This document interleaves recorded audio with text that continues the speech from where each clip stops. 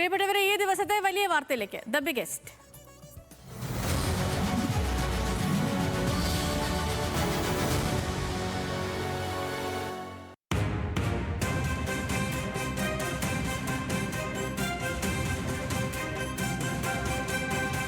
KSRTCയിൽ സമഗ്ര പരിഷ്കരണങ്ങൾ പരിഗണനയിലെന്ന് മന്ത്രി CP John. ഡിപ്പോയുടെ പ്രവർത്തനങ്ങൾക്ക് നേതൃത്വം നൽകാൻ ജനപ്രതിനിധികളെ ഉൾപ്പെടുത്തി ജനകീയ സമിതികൾ രൂപീകരിക്കുമെന്ന് മന്ത്രി ന്യൂസ് മലയാളത്തോട്.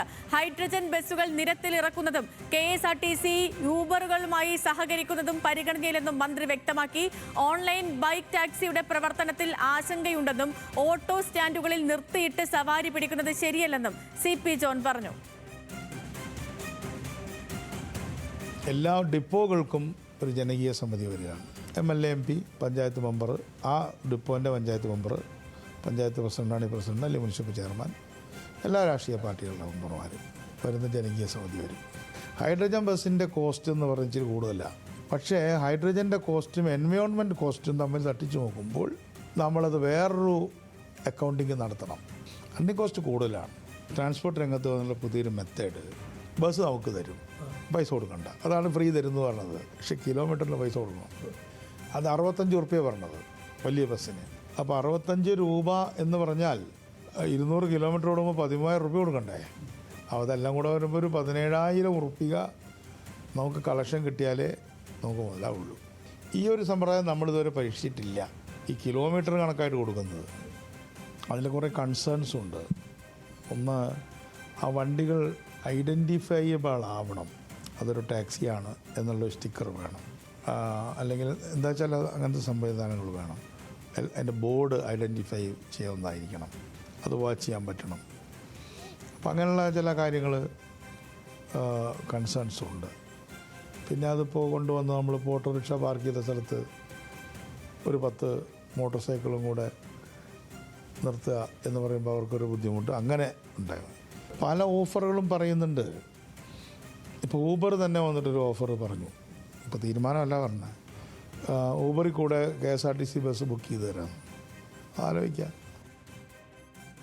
ശരത്ലാൽ വിവരങ്ങളുമായി ചേർന്നുണ്ട്. ശരത്ലാൽ, ഇപ്പം മന്ത്രിയുടെ വാക്കുകൾ കേൾക്കുമ്പോൾ, അത് മനസ്സിലാക്കുമ്പോൾ ഒരു സമഗ്രമായ ഗതാഗത നയമാണ് മനസ്സിലെന്ന് തോന്നുന്നു. അതേ സത്യലക്ഷ്മി, സമഗ്രമായൊരു മാറ്റത്തിന് KSRTC തയ്യാറാവുന്നു. അതായത് KSRTC ജനകീയവൽക്കരിക്കുക, അതേ കൂടുതൽ പ്രൊഫഷണലിസം ആക്കുക തുടങ്ങി 2 ലക്ഷ്യമാണ് മന്ത്രിയുടെ വാക്കുകളിൽ നിന്ന് നമുക്ക് മനസ്സിലാക്കാൻ കഴിയുന്നത്. അതിൽ വളരെ പ്രധാനപ്പെട്ടത് ജനകീയ കമ്മിറ്റികൾ ഡിപ്പോകളുടെ മേൽനോട്ടം, അല്ലെങ്കിൽ ഡിപ്പോകളുടെ KSRTCക്ക് ഒരു ഉപദേശക സമിതി പോലെ പ്രവർത്തിക്കുന്നു എന്നുള്ളതാണ്. മറ്റൊന്ന് വളരെ പ്രധാനപ്പെട്ടത് ഓൺലൈൻ ടാക്സി സംബന്ധിച്ചാണ്. ഈ പ്ലാറ്റ്ഫോം ടാക്സികളെ സംബന്ധിച്ചാണ്. ഇപ്പോൾ കേരളത്തിൽ ബൈക്ക് ടാക്സികൾ വലിയ രീതിയിൽ വരുന്നു. അത് തിരിച്ചറിയേണ്ട ആവശ്യകതയുണ്ട്. അത് സംഘർഷത്തിലേക്ക് പോകുന്നു.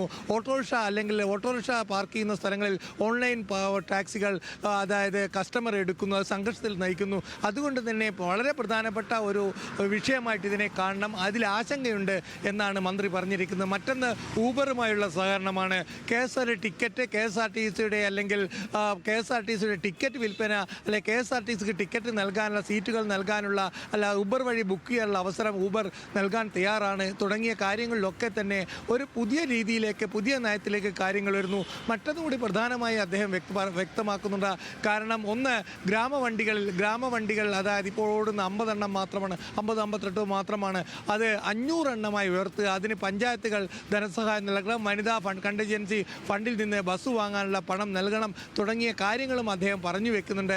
ഏതായാലും ഈ KSRTCയിലെ ഗതാഗത നയത്തെക്കുറിച്ച് അദ്ദേഹത്തിന് ഗതാഗത മന്ത്രിക്ക് ഒരു നയത്തിന് ഒരു ഉൾക്കാഴ്ചയുണ്ട്. ആ ഉൾക്കാഴ്ചയുടെ പ്രതിഫലനമാണ് ഇത്തരം ചിന്തകൾ എന്ന് നമുക്ക് പറയേണ്ടി വരും. ഏതായാലും നമുക്ക് കാത്തിരുന്ന് കാണാം ഹൈഡ്രജൻ ബസ് കേരളത്തിൽ ഓടുമോ എന്ന കാര്യത്തിൽ. അതിനെ സംബന്ധിച്ചും അദ്ദേഹത്തിന് ഹൈഡ്രജൻ ബസ് വാടകയ്ക്കാണ് ലഭിക്കുന്നത്. ഇത്തരം ഒരു മോഡൽ കേരളത്തിൽ പരീക്ഷിച്ചിട്ടില്ല എന്നും അദ്ദേഹം പറയുന്നു. അത് ഡ്രൈവർ അടക്കമുള്ള ബസ്സാണ് കേരളത്തിൽ ലഭിക്കുക. കിലോമീറ്ററിന് 60 രൂപ വെച്ച്.